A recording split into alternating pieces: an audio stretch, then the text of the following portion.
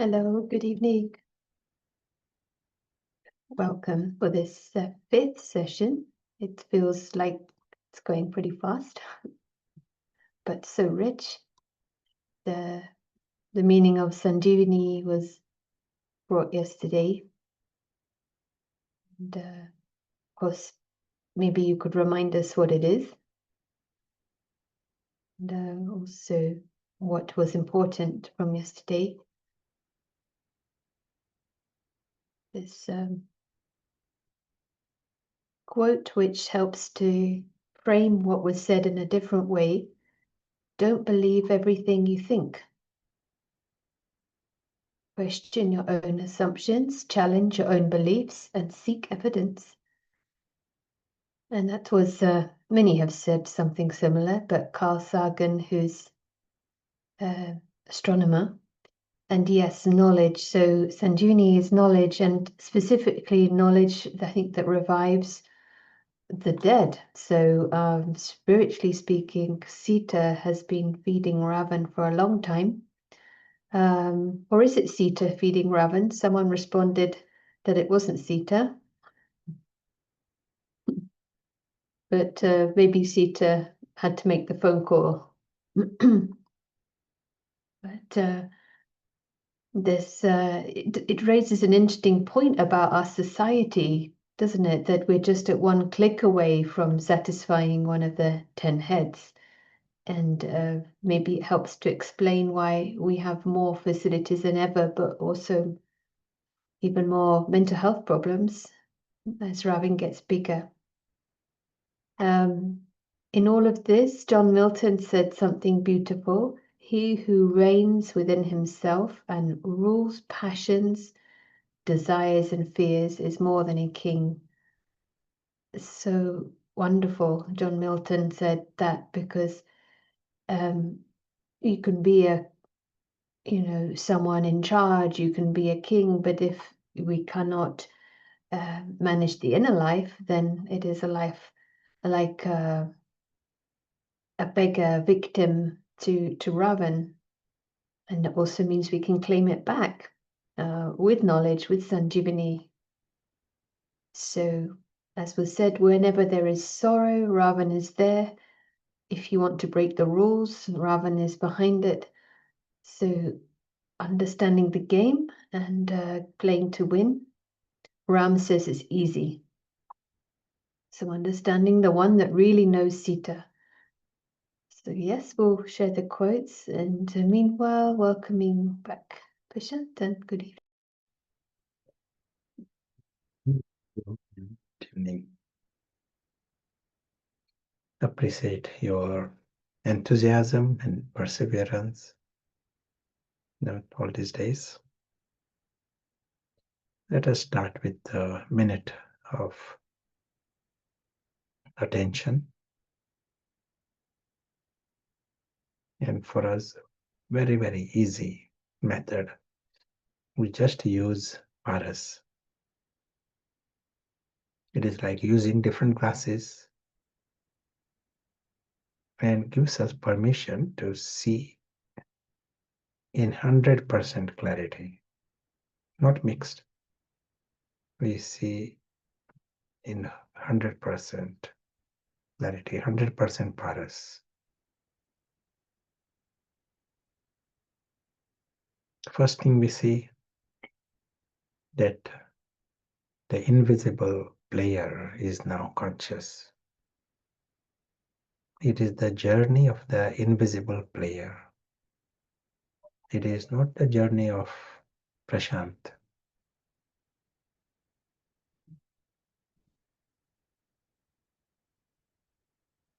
And this invisible player is seeing on one side there is the little story.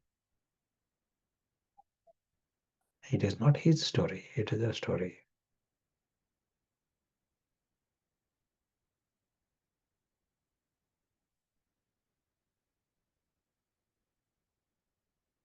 The invisible player has got his world beyond. And his world is unearthly, invisible. eternal. Most relevant, it is a Ravan-free world. Ravan's field of action is that story.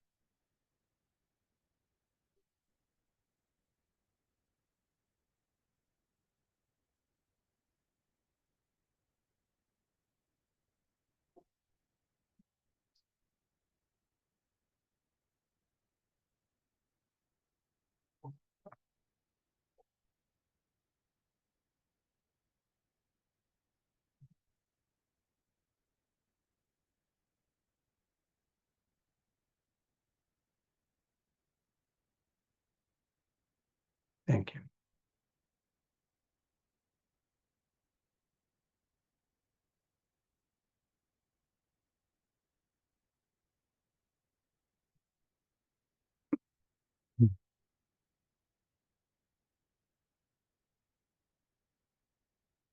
So far, we had the opportunity to see the bigger map.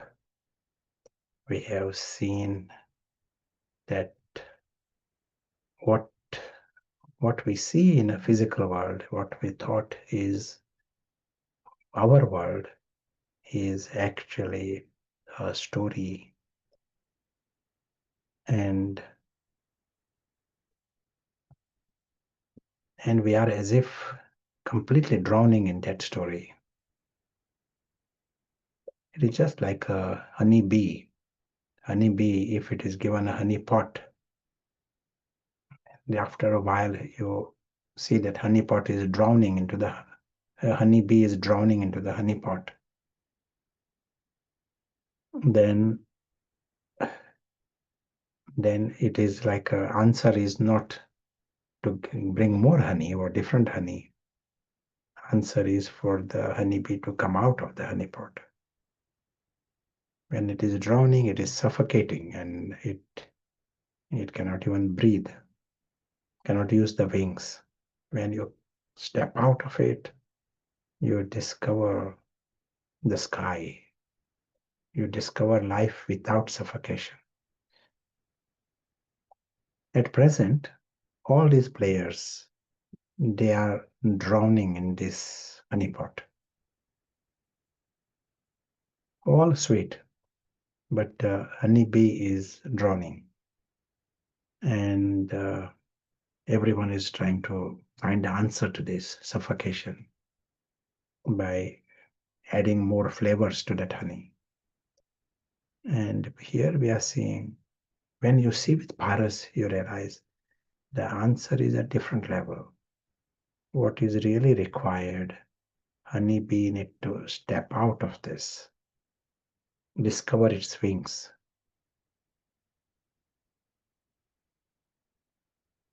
discover the sky, discover life without suffocation, and then take fragrance of the honey. You have the right attitude towards the honey pot, but you don't have to jump into it. In different ways, we have seen what are the options here. What life is. Life of the one who is conscious. Even, like we are just playing with minutes and seconds, but even during these seconds and minutes, you will discover the experience where there are no subconscious, these Ravan's undercurrents. The invisible player, conscious, instantly discovers life where there are no complaints about the story, no cravings and no questions and no comparisons. The whole department, leave aside the big things like anger and greed. You discover mind where there is pleasantness, there is contentment, auspicious mind. And you also realize this is the truth of everyone. until they jump in the honeypot. They all are divine beings.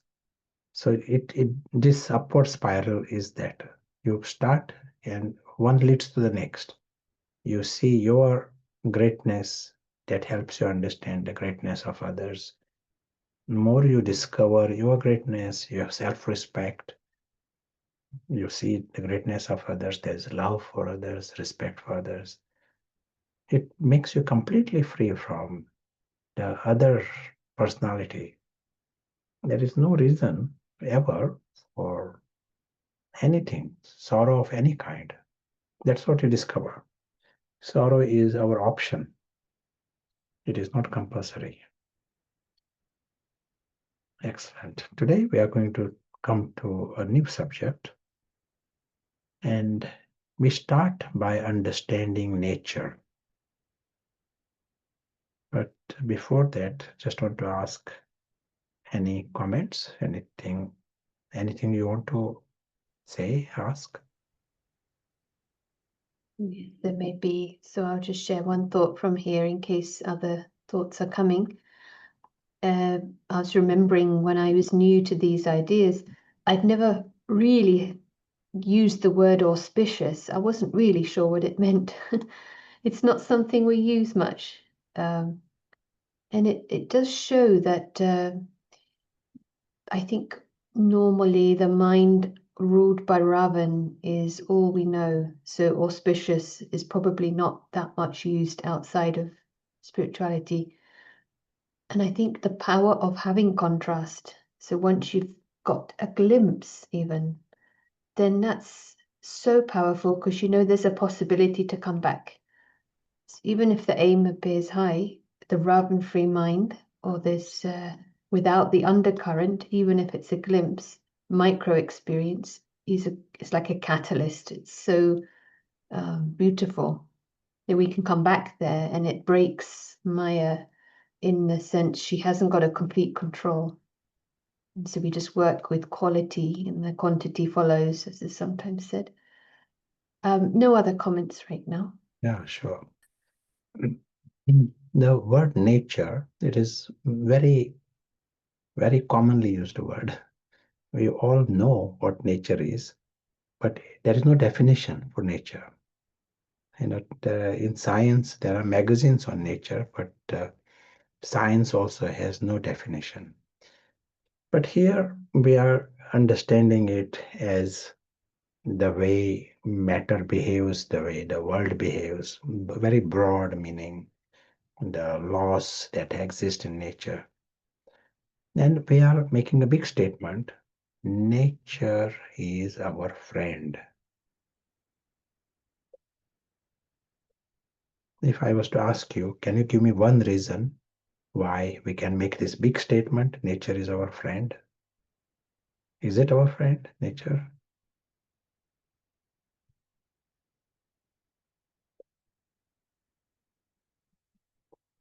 So yes, is If one it is a reason. friend, what is one reason? Okay, so far it's giving, it's supporting life. Without it, we're unable to breathe. It's like we are part of nature. It's like soul friend, someone has written. Gives us everything we need, including our body. It nurtures us. One simple argument is that we are alive. That's a big evidence for the nature being our friend. Of course, you got a very good health system in your country, and they definitely get credit. But even the health structure, doctors have to work within the limits of nature. Now, a small example. I cut my finger, let us say. Within microseconds, mechanism starts to heal it. Very, very complex mechanisms. Even to formation of the clot, there are so many steps in it. But everything happens with such efficiency until it is healed.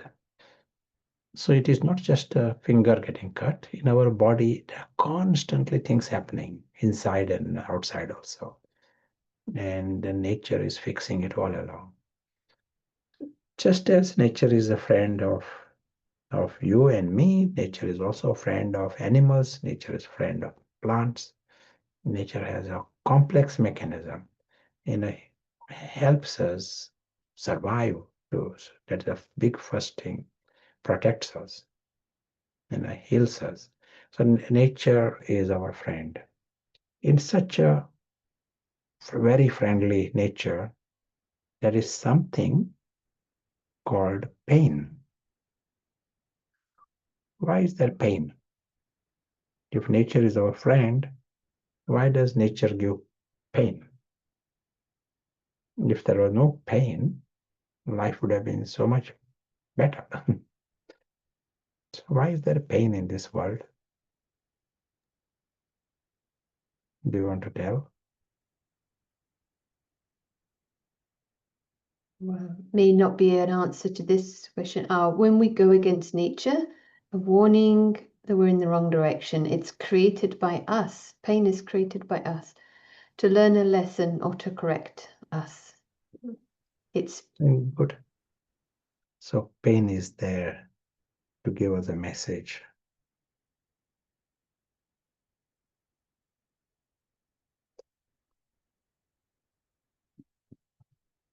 To warn us, it is to protect us. Like if I was about to touch a knife, first I'll get pain and pain will protect me from going further. If I was to sit in the wrong posture, there will be pain. There are different kinds of pain. You know, we can say in almost with certainty, wherever there is free will, there has to be pain. To balance the free will. That is the price we have to pay for the free will. The free will, we can use it against ourselves. We can do many things, jump around, and but we can hurt ourselves. We can harm ourselves, and so there is pain to restrict this free will, against ourselves.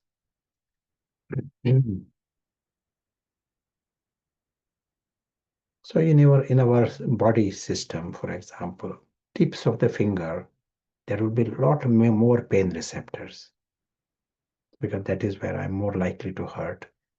Some other part of the body, there are less pain receptors, like armpit, because there is less likely I will get hurt there. Nature has got a very beautiful this mechanism of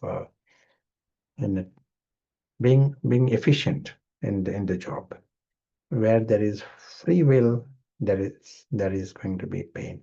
By this logic, animals, human beings, we have free will, there is pain. Plants, they don't have a free will, less likely there will be pain receptors there or pain experience. Even in our body, in our intestines, for example, there are no pain receptors that we have on the skin. If a surgeon is doing an operation and he can remove some few feet of intestines and there is no need of anesthesia, they can cut and stitch them back and do the full operation. Anesthesia is required only to go past the skin. That is where the pain is. After that, there is no pain. There are no pain receptors because we don't have a free will. The intestines have got autonomous system, and there is not the same kind of pain. There are pressure receptors that are different, but pain that we have on the skin, those pain receptors are not there. Now, let us come to this department of pain, different kind of pain. So we said pain of the knife, pain of a wrong posture. Then I can be eating something that is not right for the body, there will be pain again. And this pain is bad smell. Humans and animals, we know what is not right for us just from the smell. If you still go further, there will be nausea, and it will come out. So this pain tells you don't go further. Then another kind of pain from our lifestyle.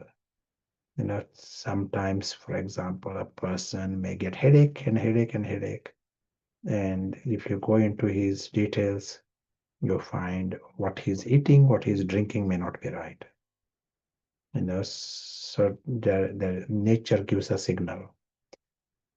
And if he stops, then there will be no pain. There are some people who are more intelligent. The nature gives a signal. We need to understand the signal quickly. Then we can be free from that pain. For example, one lady might say, literally one lady said to me, if I eat a certain item for first bite, if I have the first bite of this particular item, maybe it is not good for me. It tells me, my system, body tells me, maybe it is not good for me. I don't feel quite right in a mild way. But then she says, I eat other things and then I don't notice it anymore. But if I was just to eat one spoon, I feel it is something not quite right. Body tells you. The moment you put something in the mouth, body tells you whether it is right for you or wrong. Very, very interesting.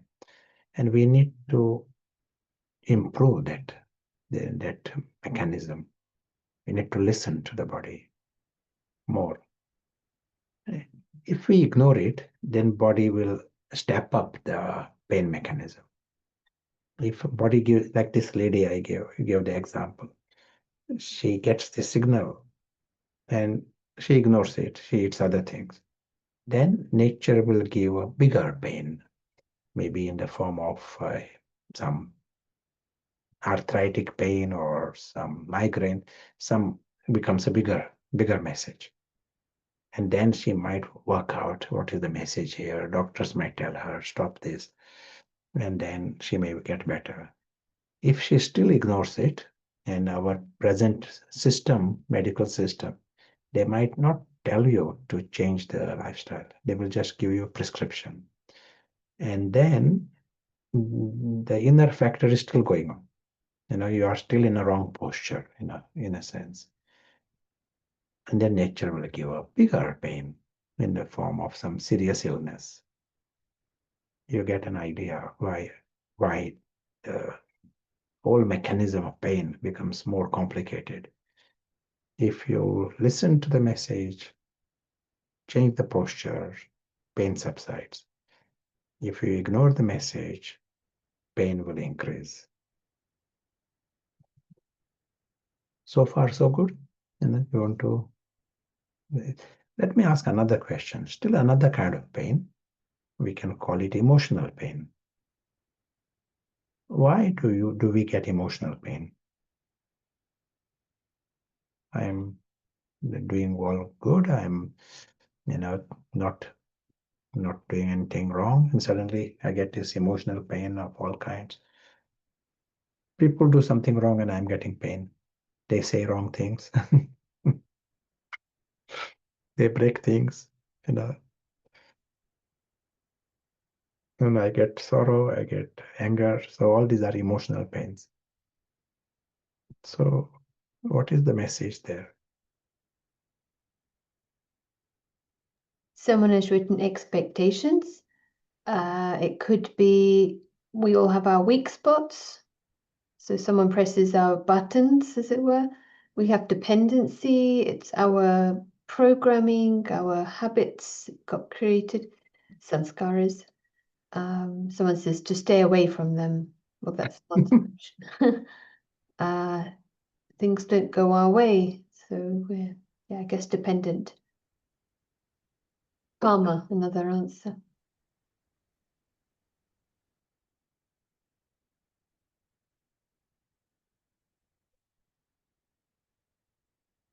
We have seen yesterday at our various times this dotted line. Remember this dotted line? And we are saying that nature wants us to be on the right side of the line. This is the foreign world.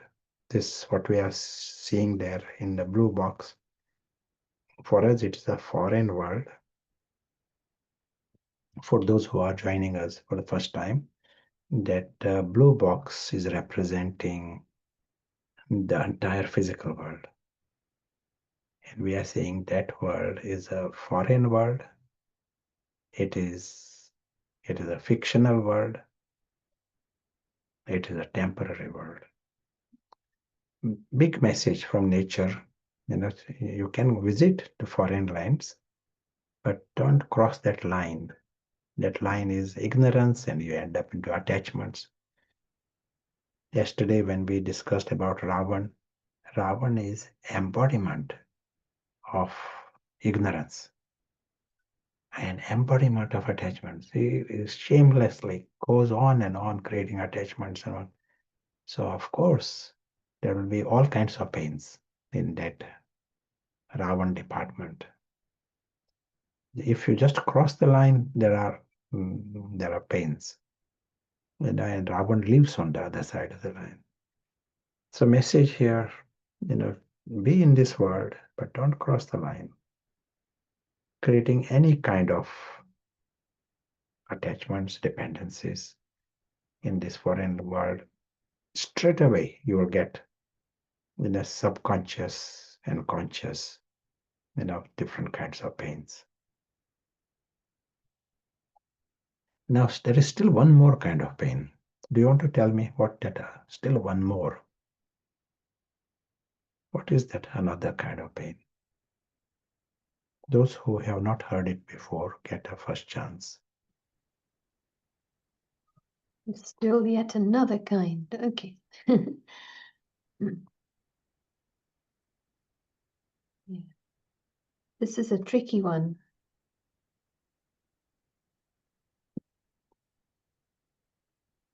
We can call it pain.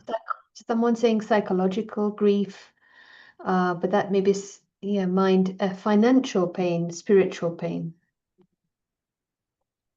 And here we are saying the misfortune. Maybe finances come in this. Pains of misfortune. Misfortune itself, we see it as another kind of pain. And let us discuss this subject. In other words, here we are understanding the secret, how we create misfortune, invite misfortune towards us. But the flip side of this, how you can be lucky. We are understanding this big secret, how we can make ourselves lucky. Now for that, let us see our one sketch we saw in our discussion. If you were to take the selfie photograph of your mind, and if you are 100% on the right side of the line, it will be, a sketch will be like this, photograph will look like this. You remember this? Selfie photograph of your mind. In other words, you are seeing yourself as an invisible traveler. You are just passing through this world. That is what is represented by this image.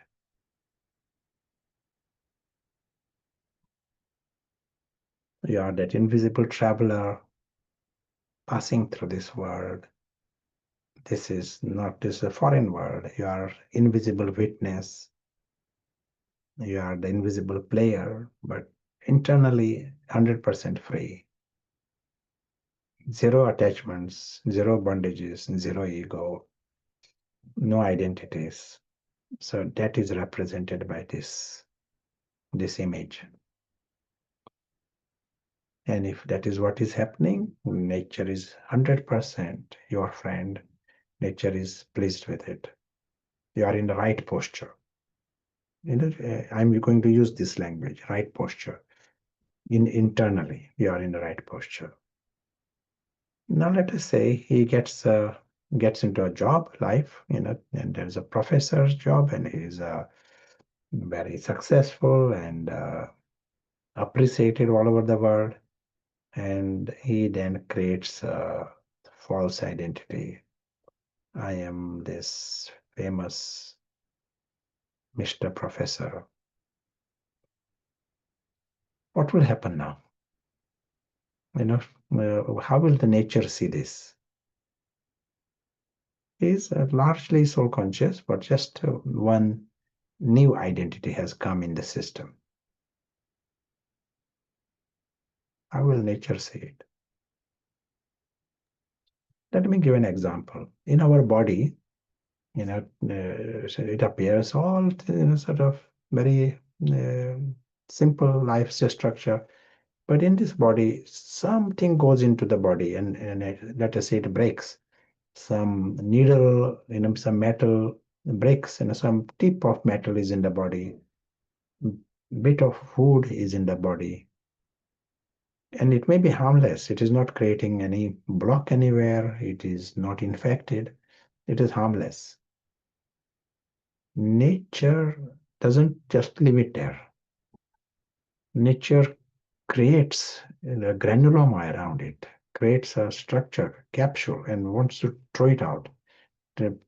Pushes it towards the skin, and it goes out of the body. Something as simple as that. It can be one molecule of something. They literally call it a foreign body. Nature sees it as a foreign body and want to throw it out of the system. So also here, you created a false I, which is not you. You are based upon the story, whatever the confusion, your reasons for it, but you are creating an identity based on something that is not you, that is part of the story. Nature sees it as absurd and bizarre, and this I that is there, nature wants to remove it. How can nature remove it?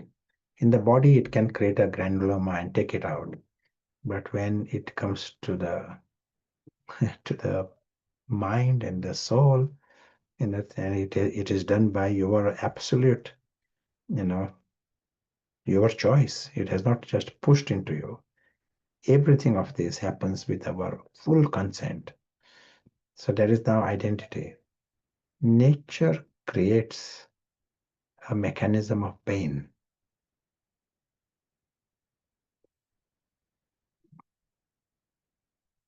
What is shown here in the form of a bubble is a mechanism of pain. And the purpose of this mechanism is to remove this false identity.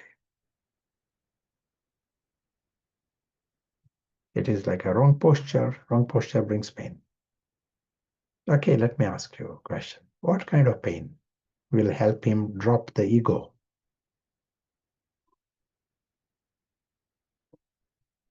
We said nature, if I put my left hand into something that is boiling, I'll get pain in the left hand. I won't get pain in the other hand. Understand that? If I put some finger on a knife, I will get pain there, not in the leg. Nature is having accuracy. So here I create an ego. So if nature wants to give me a message, nature can only give a message through pain. Your grandmother will tell you, darling, this is not right. It is, but nature cannot tell you, in that way. The style of nature is pain.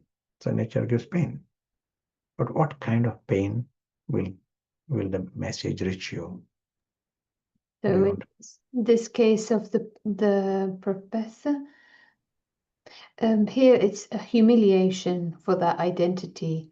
nature makes the soul feel suffocated and trapped. Maybe he loses his job or his self-respect is scratched. Self-respect around the job. That's right. So this ego around job, it will be removed only if he loses the job.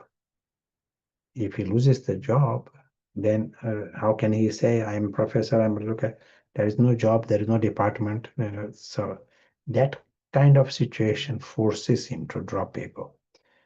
So what this message is telling us, that the moment you create an ego, it invites this bubble.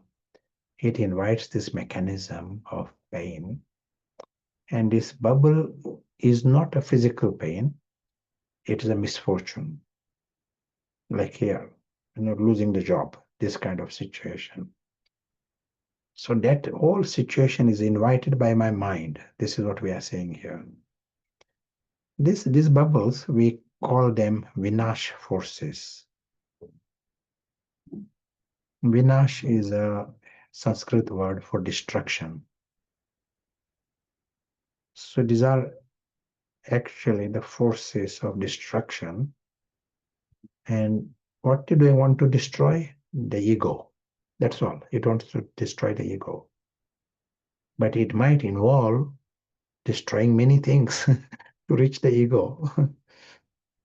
That is the problem. It doesn't worry about anything. It will reach for this ego, and it might mean losing the job and losing this and closing the departments or creating a war, this kind of thing.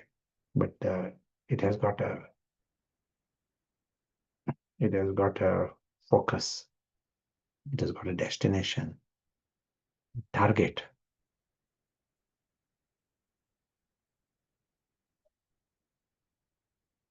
I want to give an example. This is in South America. Someone I knew, it is his story. He was in a forest and his friends were there also. And there was a storm. Suddenly there was a storm. And they all were standing under a tree, different trees. But the tree where he was standing, that tree started to fall on him. So he ran away from that tree. Another tree fell, and he couldn't run in any other direction. Another tree, and he got crushed, died. And then the storm stopped, and all the friends, they are saying, what is this? As if this storm came just to get at him. And they were watching all this, and they could do nothing. What is happening here? Vinash forces are like this. In this case, it is not, they are not trying to reach just a person, the individual, or death of a person, but they want to get that ego inside the person, the identity. They see that identity is wrong, and they are having the real focus to remove it. But we have the option.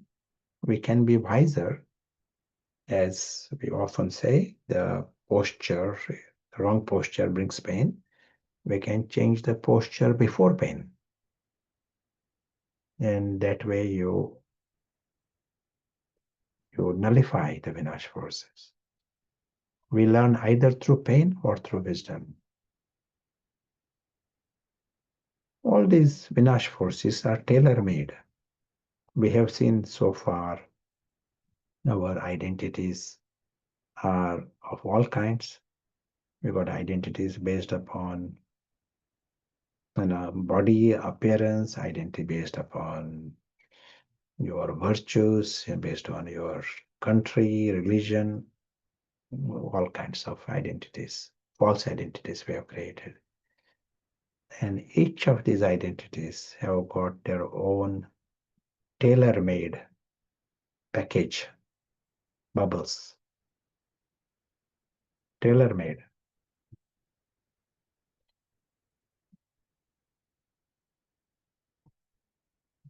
Do you want to hear some examples of this? Do you want to hear some some personal examples?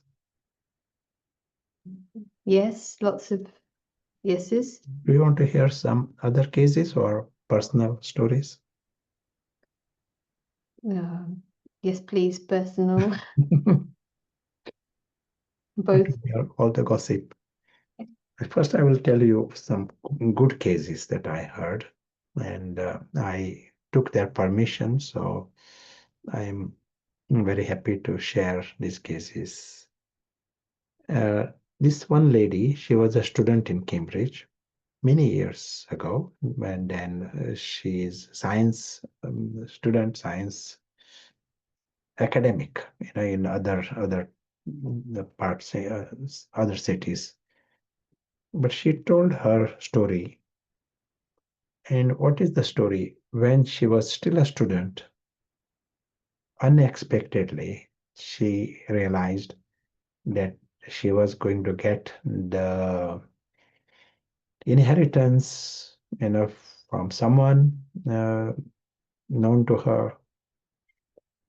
This inheritance includes millions, multi-millions, business, houses, all kinds of things, land.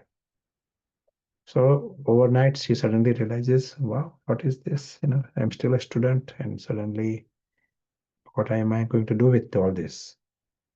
She appoints someone to manage all this, and he obviously does a very good job. Her millions are increasing, and she says she created an identity. I am a rich person. There was an intoxication about this, and created an ego that I'm a rich person. She would buy at a certain place, and she would be within some circles and rich people life. And it continued for some years, possibly more than 10, 15 years. And then time changed. A new president comes and new policies come, and certain policies of the countries and policies of the different, yeah, other companies. But she had problem with her company and managing the company. She was dealing with different banks, and she said there were 8 different banks that were involved in her company. And very soon she went bankrupt. She has to accept bankruptcy. So now these 8 banks, they're competing amongst themselves to get this her wealth and get it on auction, and she lost everything that she had inherited. It is like a zero. But what is interesting is that she had one small flat before all this inheritance. And these banks were trying to get this flat, uh, and she is resisting this. And they were constantly writing to her different reasons, and lawyers are communicating. It was stressful. One day, she says, she was sitting on the she was in her flat in the balcony, and on the other side of the street, on the pavement, there was one homeless lady. And seeing that lady, she gets the thought, I will join this lady tomorrow. If I get another letter from the banks, I will give them the key and I will join this lady. In other words, I will start my life as a homeless person, start new. She found, surprisingly, relief, because until then she was trying to pretend and protect this ego around being rich, borrowing money to keep her style going. And now she realizes that she has got nothing to pretend. She is sort of relief. She sleeps for the first time. She says very well. Now within next 3 days, she receives letters from the banks, one bank, telling her that they want to help her.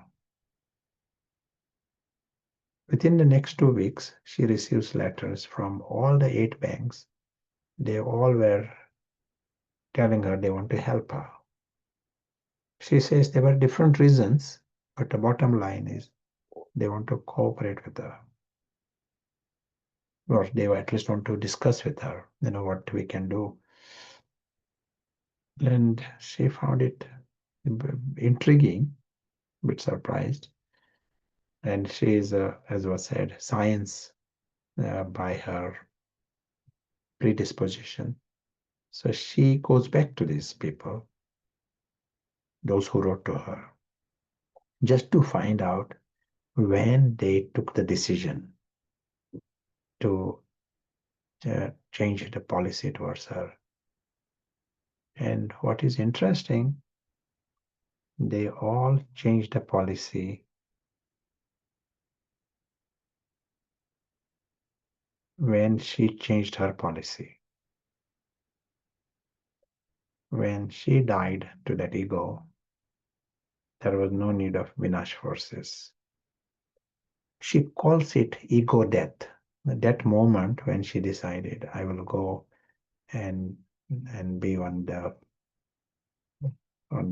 pavement, I'll be homeless.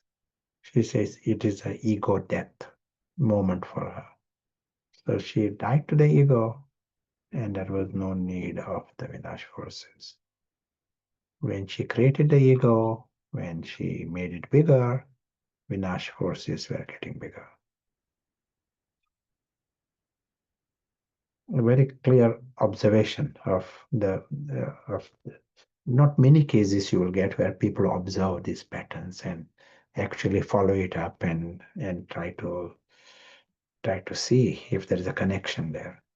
But if you go into your life, and in case there were any Vinash forces in your lives in the past, and you will find, try and see, is there anything behind this?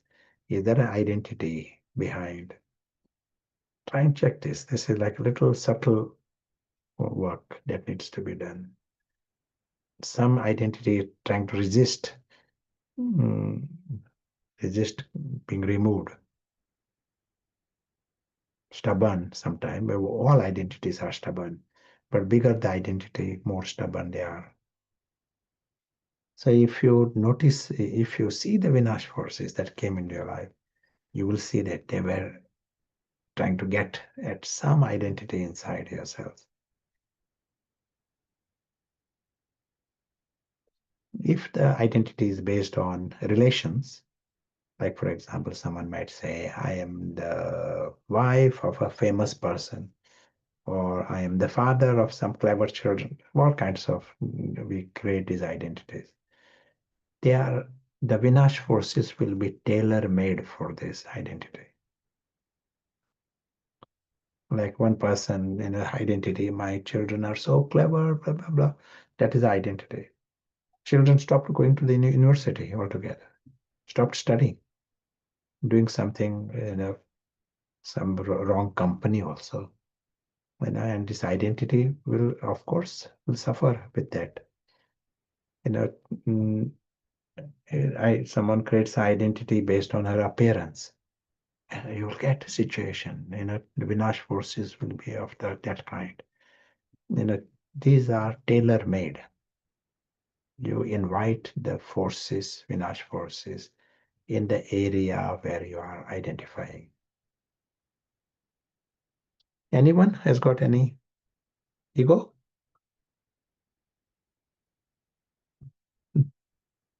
Anyone has got Vinash forces? So let us hear some thoughts from you. There was a few yeses to that. Yes, a few questions.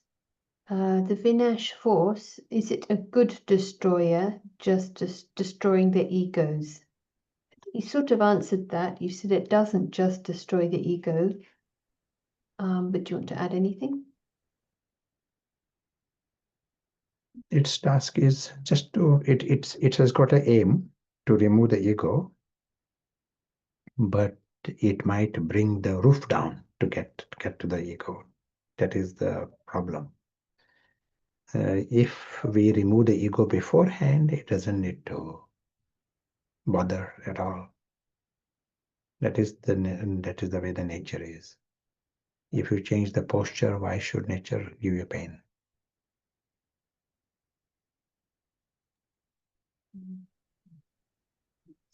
People born with wisdom, or do we acquire it over time? At the present time, we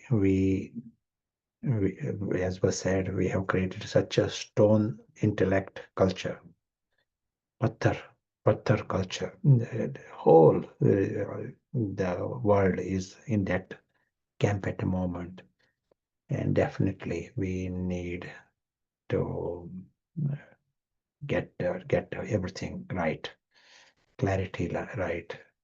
Even if we understand it, that is not wisdom. Paras has to become strong. It should become natural. That the perspective, the right perspective, has to become natural. As we are saying here, our starting position.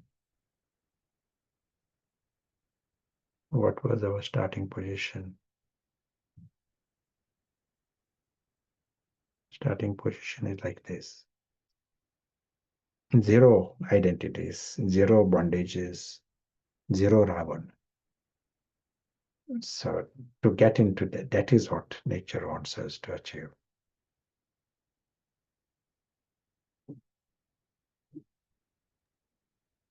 So someone is clarifying, Vinash forces emerge because of the presence of ego. Is that correct? Yeah. That we are saying we invite the. There is a nice saying in English: pride comes before the fall. So you bring this pride. Anytime the king or your minister, or can be anyone he creates pride, he invites the fall. Pride comes before the fall. Pride is the cause of fall.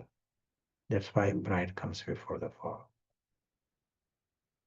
If someone is very, very sensible, he may be in a position of the king also, but will not create a pride.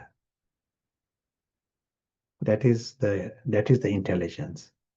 And if he doesn't create a pride, then he can carry on. He will continue to be the king, forever. It is like that. Nature wants to give you the best, as long as you don't go in a wrong posture. So that answers this question. Is Vinash force natural? Can we not control it? But we can by not creating false pride. Yes, yeah. As we say, learn before pain, and then you nullify the Vinash force. Someone is asking for, how does acceptance work during this phenomena of ego death? Is there a sense of surrender, or? Ego, we have to surrender. It doesn't look like surrender because you are in your higher self-respect, and something. Like, for example, you may use some hat, and it may be a smart hat. You don't need to create a ego about the hat, so much so that someone criticizes the hat, you take it personally. That is not necessary. If you have created an ego, then you have to dissolve it. Find a way how to dissolve that ego based on the hat. It can be based upon your appearance, body appearance. It can be based upon your some position, whatever. Understand it is like a cheap way of getting some self-respect. And the real you is divine and angelic. The real you is immensely beautiful. So you come to the real self-respect rather than based on the story. Is it okay to ask a few more questions? Yeah. Someone is saying, a mother is a role in this world. Is it a false identity then? Yeah, it is. A mother is a mother in a story. And at one time she was a daughter also. And another time she may be grandmother. So these are all different roles in the story. That is not you. Play the part is one thing. To be the good mother, that is one thing.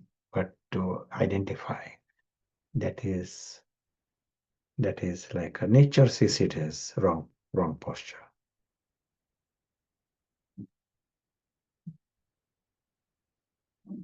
Someone is saying, can the Vinesh force come from inside me? I don't know what it's meant. All kinds. I mean, anytime there is pain, there is that means there is a Vinash force in some form. Like the psychological pain you were talking about. Yeah, yeah. In Indian culture, it's sometimes said, Naja lag gai. Yeah. You might have to say it better. And is nature doing its part to destroy the false ego? Maybe you could explain. Yeah, it is no one else's, that expression is used as if someone else is responsible for my misfortune. No, it is like we are responsible for our own Vinash forces. No one else can create problems to us. One more here.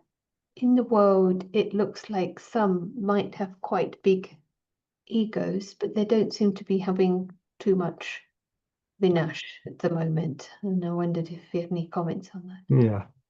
We do not know how deeply they identify. Each one, I cannot know about someone else and how deeply they identify. They may talk about things, innocently, with childish way. I am so good. They might be talking like this. But the way we can know how deeply we identify, how sensitive we are. The more bigger the ego, more you are sensitive. Quick at taking offense, quick at giving offense, then that ego is big. Anger comes, that is the ego there. That is the way we can know about ourselves. We can't know about others. But other aspect here, what we have seen so far, is a limited picture. Like say, let us say it is me. I could be spending my whole life indulging in the ego and making the ego bigger and bigger, and I may die all of a sudden. So what happens to all this ego I have created? Do I escape? All this. This model says that this we saw in our earlier discussions. This invisible traveler, his journey continues. It is not just one life and then he's back in his supreme home. The journey continues. There is a understanding of reincarnation. And when that reincarnation happens, it is absolutely influenced by the blueprint that is there in the consciousness, blueprint in the soul. So if the blueprint is all the ego that I have created a lifetime, with that, there are Vinash forces also. They all will influence where the birth takes place. And I will have to go through those. There is also a positive side, just as these false identities create Vinash forces. In the same way, if we create the true identity, if we are in the right posture, then this right posture has its own reward. It invites positive forces towards you. We call them forces of honor.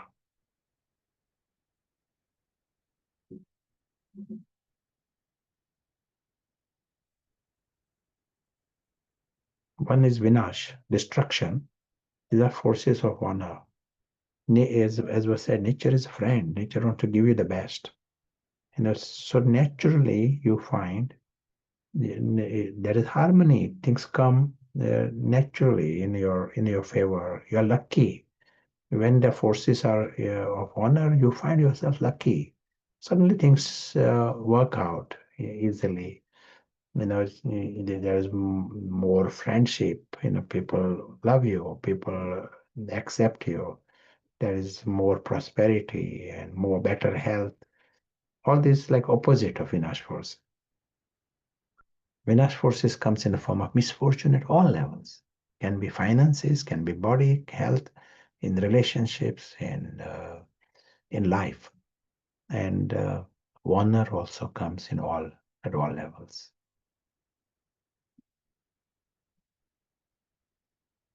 This is the easy way to go through life.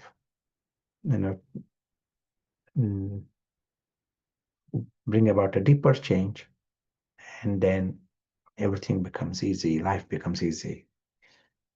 There's a nice poem by a poet almost 1,000 years ago, Hafiz,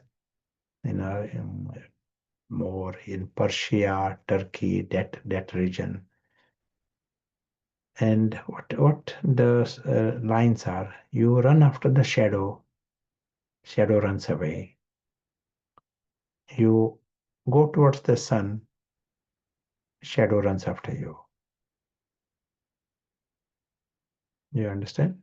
So you run after the shadow runs away. You go towards the sun, shadow runs after you. So here what we are seeing here is this situation.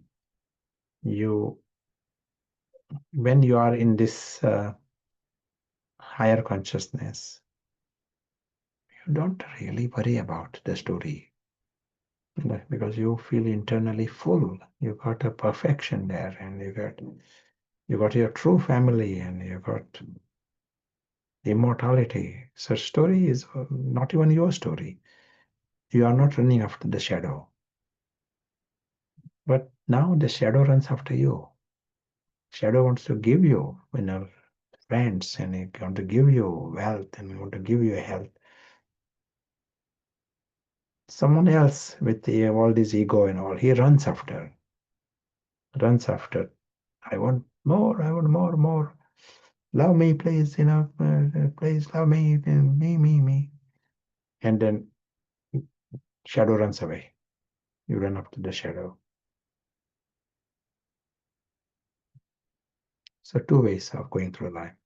And the false identities helplessly will be running after the shadow, because it is like there is desperation there. In the true identity, you are not running after the shadow, but shadow runs after you.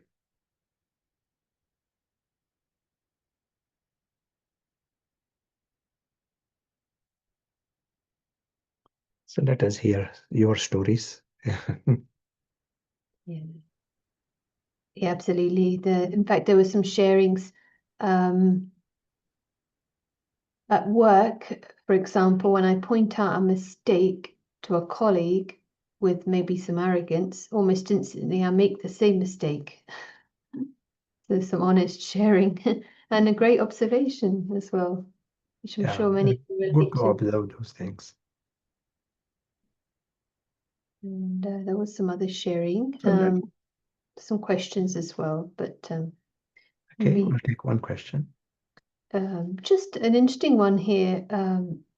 How do we make sure that in trying to kill our ego, we don't turn to insecurity and self-deprecation?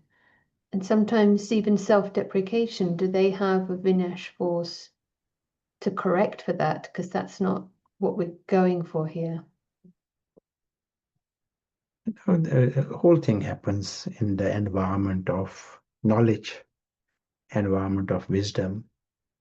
When you see in the environment of wisdom, you realize your truth is extraordinary.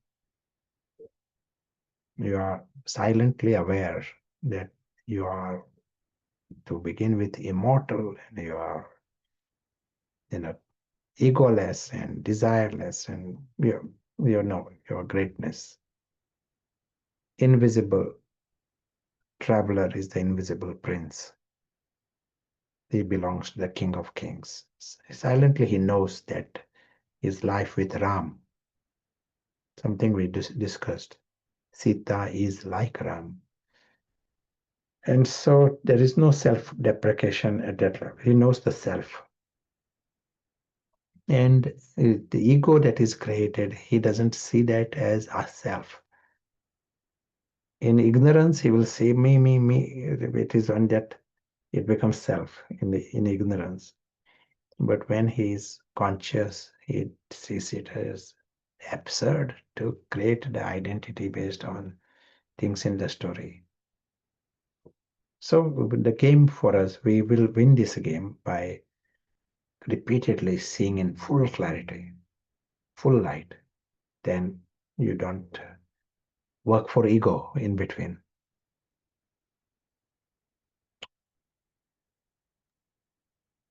So let us create a few minutes of experience before the break.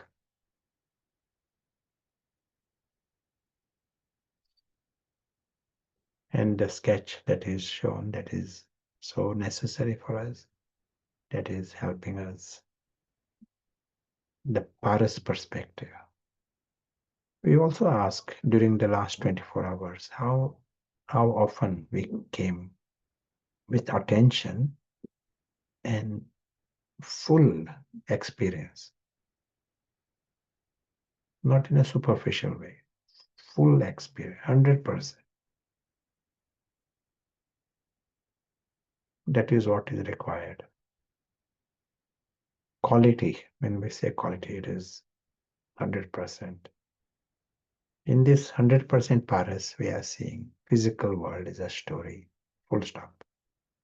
Everything that happened or happening, it is happening in a story. Right now, Prashant is talking. That is happening in a story. And we know the reality behind the story.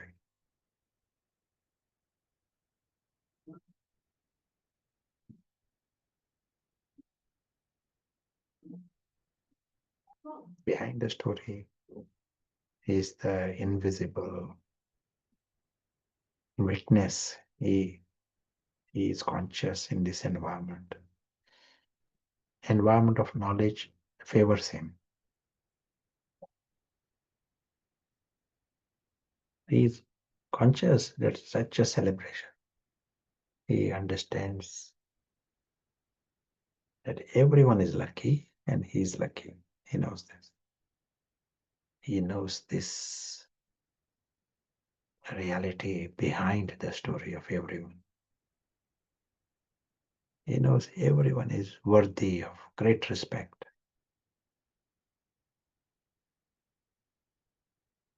He knows everyone is immortal and beyond harm. What an extraordinary thing.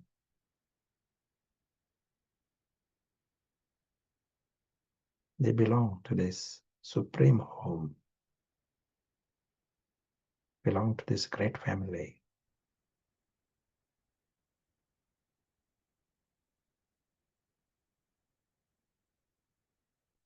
For him, it is normal to be that tiny being of light, completely separate from the body and everything, that role, aware of his form as a being of light. Totally normal. Finds it normal that he is immortal. Normal to see his complete independence from the story. Especially when he sees that story is so small. Whether we see it as small or we can see it as big, it is up to us. The whole thing is so temporary and small. That's the way he sees, understands his complete independence from it.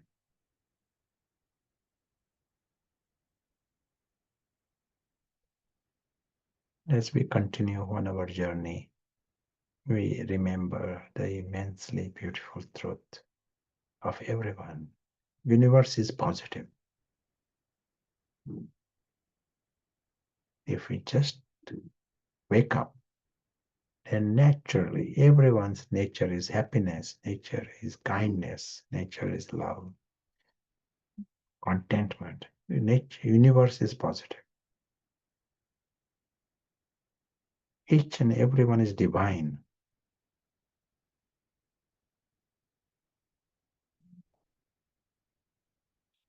And Ravan free. The universe is Ravan free.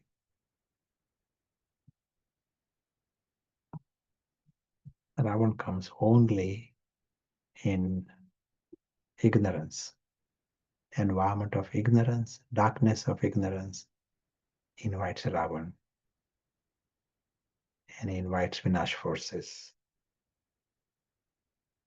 We have the option of light. Thank you.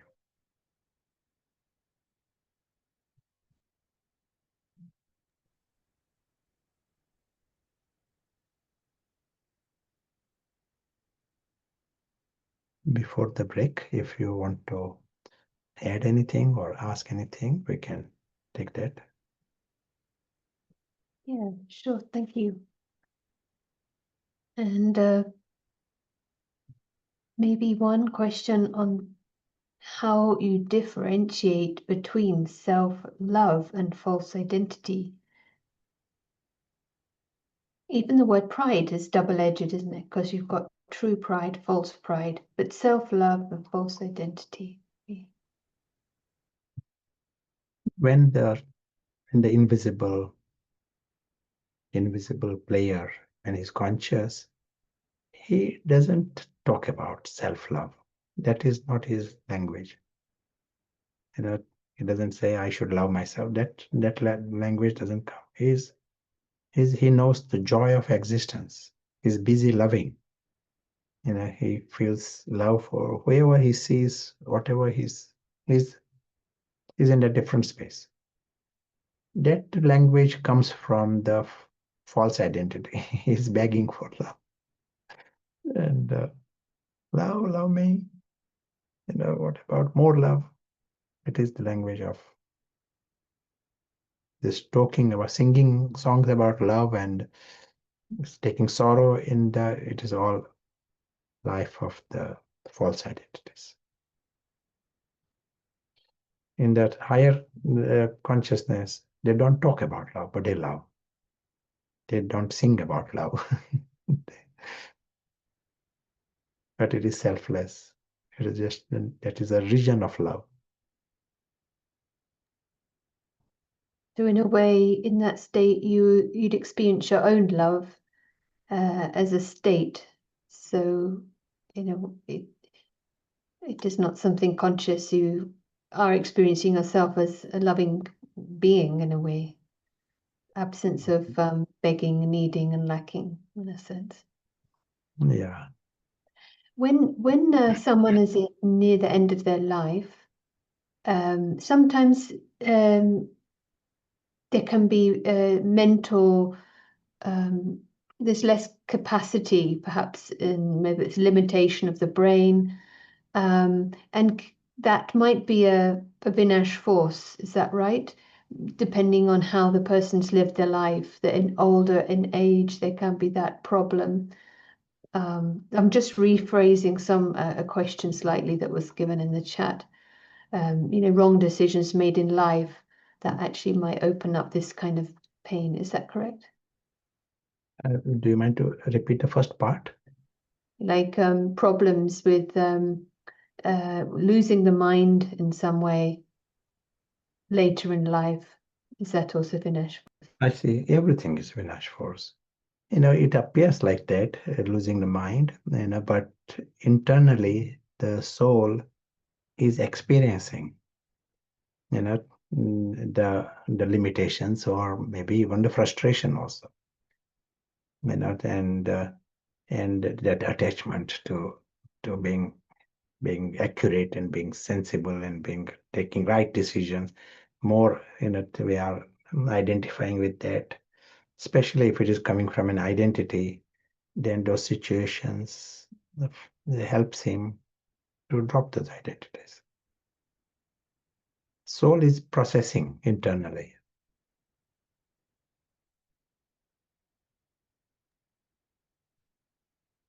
And if someone maybe they may be handicapped in some way, can be like mentally handicapped, is there anything they can do? Because that's obviously there are reasons, but you're saying, there's also some experience happening behind.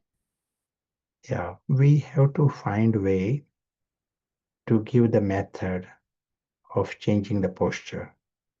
What we have discussed over the last few days, that is the knowledge to how to change the posture. Even though they may be having some difficulty with the language and but they sometimes are quick at understanding through our feelings and through our attitudes. But we have to find a way how they can understand the message of the right posture. Sometimes through our own stage, they may be able to grasp it better, which is good, because that makes us be in the right space also. There is no shortcut, but we should also be aware that the whole world need to know this, because there are Vinash forces waiting to come. Today everything may be okay, but the Vinash forces will come because life has been in the wrong posture for a long time. Everyone, this applies to the 8 billion of us. They all need to know what is the right posture and way to come back in the right posture. That way we will be able to bypass Vinash forces. Yeah, understanding the message. And I think in the culture we're living in, there's a lot of avoidance and distraction that has been made more sophisticated. So we're better at avoiding. And you mentioned the example of medical intervention, but it can make the problem more complicated. So it's so good to have the wisdom to listen to the message and change the posture before the big signals come. And maybe we always learn through some signal, but the question is how big. So yes, some more questions coming. We're saving them for perhaps after we have a break. And someone is saying they're fixing their posture now. So we could ask the question,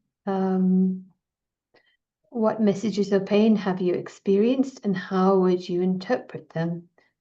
How can we change the posture quickly and be serious about it before the pain comes? Does that sound okay, Prashant? Yeah, good. Always feel with this topic, only share what you feel comfortable with in the room, and also do respect everyone's privacy. What goes in the room stays in the room, as they say. But enjoy, and we'll meet you back in just over 10 minutes. And thank you.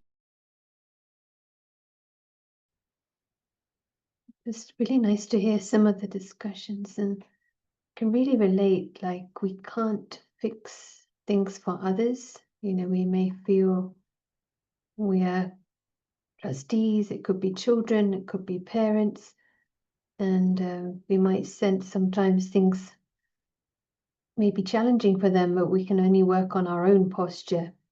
And maybe it works for everyone to some extent, making our stage strong, helping ourselves and being a leader in that way. I also remember when I moved to another continent and started teaching English in Southeast Asia, I noticed after a few months the same problematic situations of relationships were coming up with different people, different scenario. And I realized there's something in me. It's not about anyone else. So these things are quite confrontational in a way, but amazing because you've actually got something within you can do. But this higher self-respect coming from beyond the box. And the forces of honor, that's such a wonderful phrase, this very positive message. So it's nice to hear your thoughts, and we have more comments coming, but I'll hand over to Prashant now. Thank Yeah, welcome back. Happy to hear the comments or questions. you. Thank you. Is it safe to say that everything we do, it will always be balanced or settled by Vinesh forces? It might not be straight away, maybe next week or month or year, but we'll definitely get it corrected. Is that right? Yeah. And it's something that is eternal. And there are naturally balancing mechanisms in it. Do false egos also apply to identities that others might be envious, might not be envious of? Like it could be an identity, I'm ugly, I'm not confident. Does nature try to destroy those as well? Usually we create identity for indulgence. We don't create identity on a negative thing. For example, there is someone is a prime minister today, in your country. Not many people feel I'm not a prime minister. They don't create identity. I'm not a prime minister. So terrible. I'm not a prime minister. But one who was a prime minister for 20 years, and he has created an identity based on the prime minister, he will feel very strongly that he is not a prime minister. And in other words, we have created this identity based on I am beautiful, or some kind of identity based on the appearance in the past. And that identity feels smallest thing, it is bothered, says I am not beautiful, I'm ugly, it matters for it. Another person doesn't mind at all, doesn't think of it. So it is the identity visually based on indulgence, so identity based on being the prime minister, identity based on being beautiful. Those are the identities that are there, and they feel very strongly about the opposite. Maybe when the thought comes, I am ugly, it is like a flip side of the identity that thought that he was beautiful at some point. Psychosomatic symptoms, are they Vinash forces too, or are they pain sending messages? And some situations that come, they are Vinash forces, and then it creates in you the discomfort, emotional discomfort. But illness, that is a Vinash force. Hope that helps. Just let us know how to understand the message life has thrown as a test. Like sometimes it's hard to interpret the message. And how do we know it's a test? Yeah, see the whole thing from the space of perfection, bit like a reset. Come to the highest perspective, and many things will then stand out.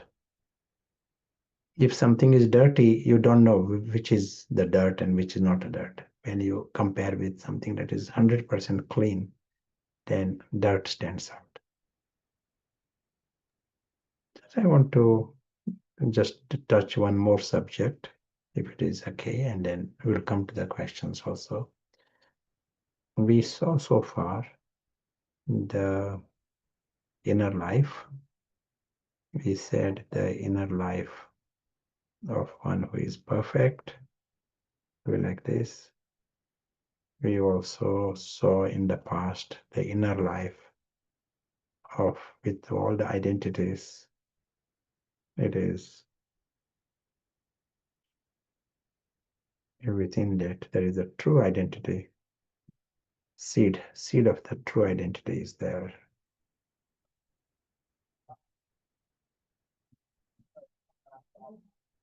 One sociology professor in Cambridge, his name is Anthony Giddens, and his books are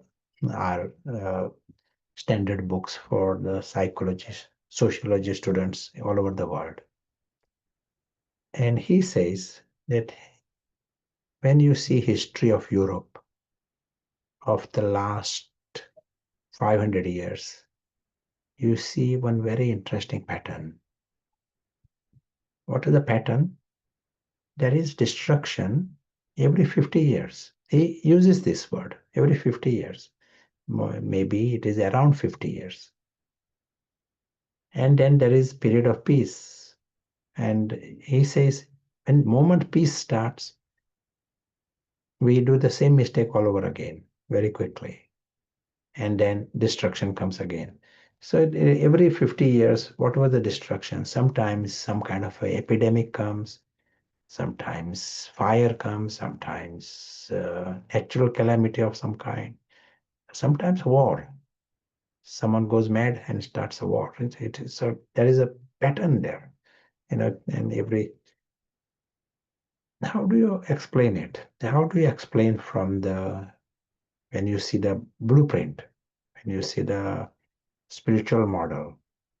Spiritual model says that when there is period of peace,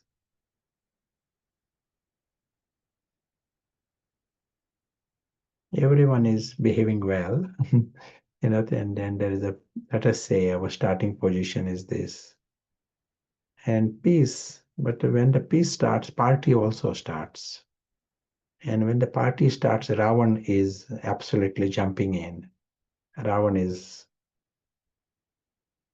there from the first day in the party. Ravan's indulgence starts. And so Ravan is getting bigger. And as Ravan is getting bigger, the Vinash forces are also getting bigger. And then time comes and these Vinash forces start to act. That is when the destruction, as we said, every 50 years there is a destruction. And then everyone suffers. At one time, population of Europe was reduced by half because of plague. So half the population died, but those who are alive, they also are suffering. They lost so many and all kinds of suffering in them. So everyone gets their own Vinash forces.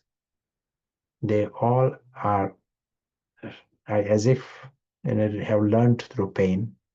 They have become more soul conscious, let us say. Their inner life is now soul conscious. Relatively, it is never absolute soul conscious. And he says, the peace starts. And the moment peace starts, the party also starts. Ravan is absolutely waiting for that. So we do the same mistake over again. This is what his observation is. Now, for the last 80 years, there is peace. There may be a little some epidemic which affected very few, but large majority we are still in the party, and party continues.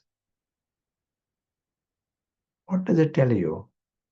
It tells you that there are few factors in the last 80 years. There is science, there is technology, there is freedom, and there is party.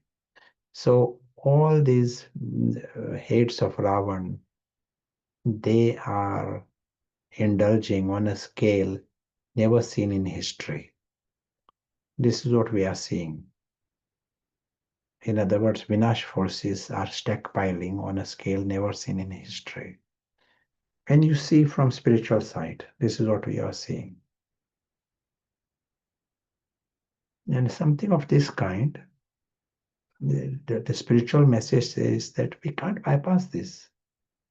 It is not something that can just, we can sign a peace treaty and have, party can go on. No, these forces will act and will come into our lives in a collective way.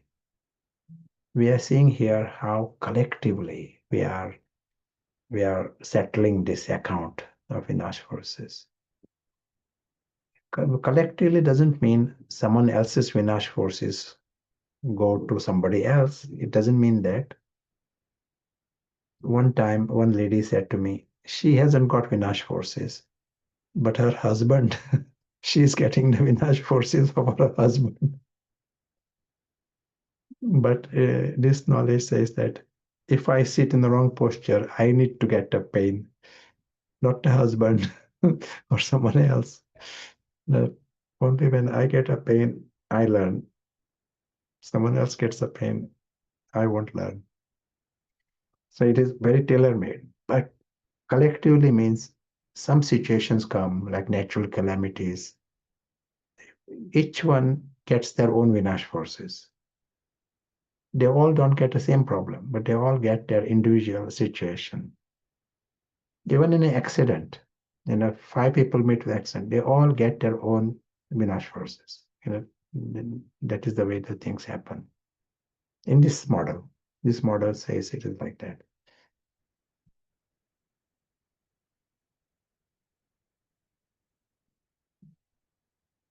So this brings us to this question. We have at present created a world. If we are seeing with the glasses, spiritual glasses, we see that we have got a stockpile of Vinash forces. And if we want to avoid a major problem in the near future, we have to remove these Vinash forces through wisdom. And how do you remove this through wisdom? We change the posture. We need to, everyone need to know that the posture is wrong, posture need to be changed. We have to nourish this soul awareness with full enthusiasm, intoxication, remove our wrong postures. We have to take this message to the world. Sooner the better, because we are against, the time is against us. Things are already, everyone is ready already, waiting for some slightest excuse to release these Vinash forces. So we have to, it is a race against time. We have to do this, starting from ourselves. Like we understand this. If we have understand this, we should change the posture ourselves. And every time you are doing this, you are helping yourself, helping the world also. But there will be less Vinash forces for the world to deal with.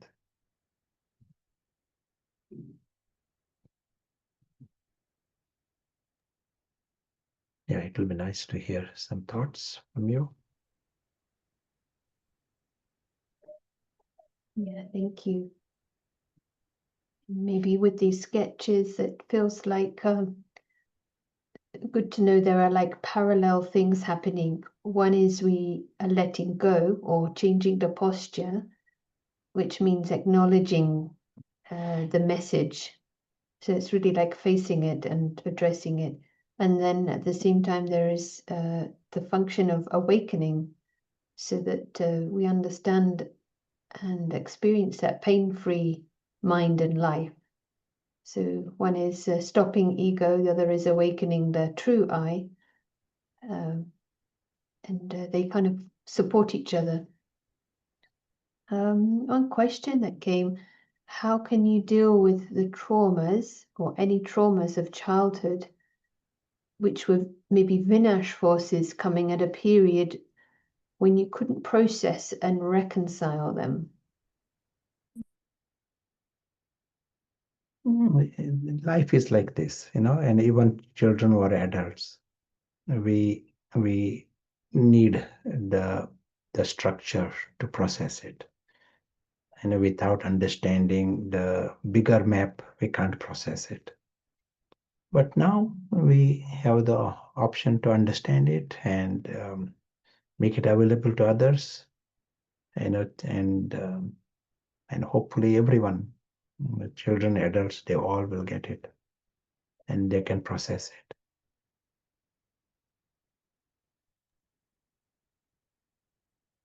And understanding now also we can heal past wounds is the understanding. And if you want to share a bit on that, because when we apply the aspect of story, even the things of the past, we see them with the new eyes. Would you like to expand? Very, very, very good. I like this example of candid camera. You saw sometimes these jokes. They do some certain situation, play a trick, and the person is frightened, from and then he realizes that it was a joke. They show the camera and he smiles. What happened? Just he understood more information. He got more information and realized he's not in danger. And then situation is still there, but he laughs. When there was incomplete understanding, he was frightened. The same thing happens with life. Once you have understood the bigger map, you understood more factors, and you realize you are safe. You're not 100% safe and beyond harm. Then you smile at the whole thing. You understand it's a story. That there is no trauma. Your trauma disappears completely. Trauma is held as long as the confusion is there or ignorance is there.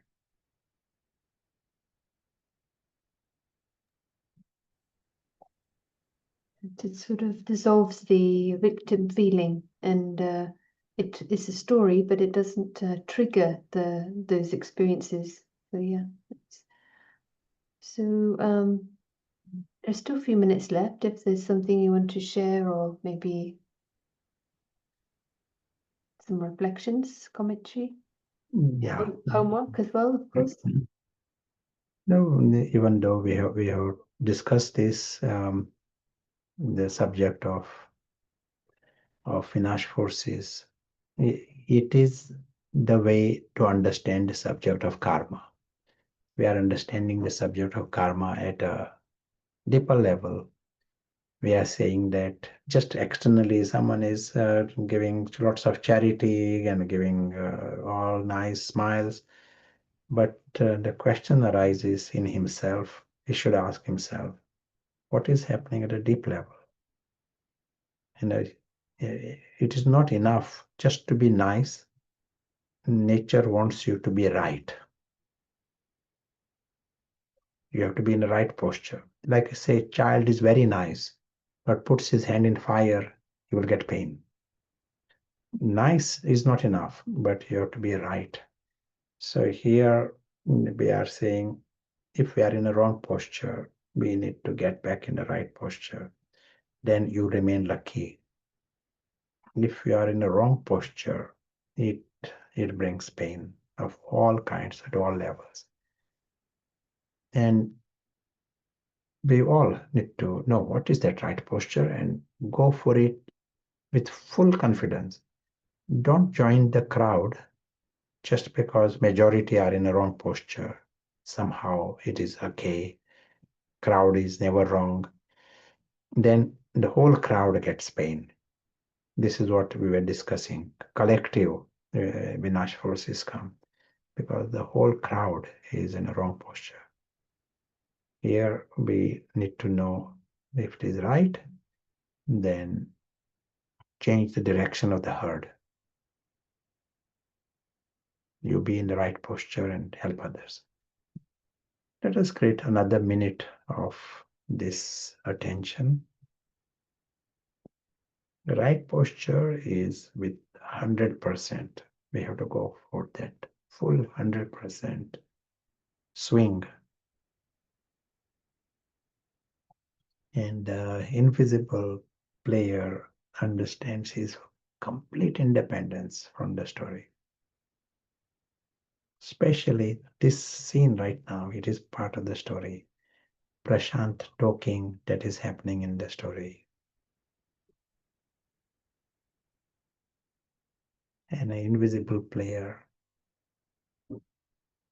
he has his own world.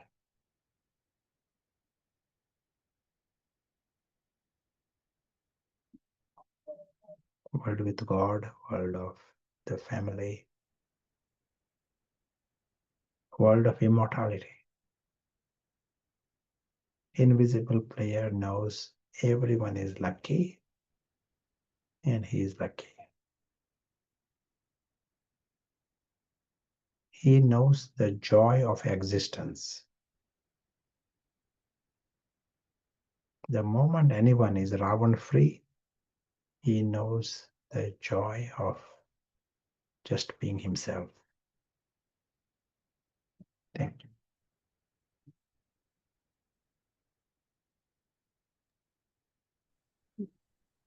Thank you. It's something to keep in mind and keep re-experiencing, re-experimenting with. Altogether, it has a power. So we'll meet again tomorrow and enjoy. Thank you.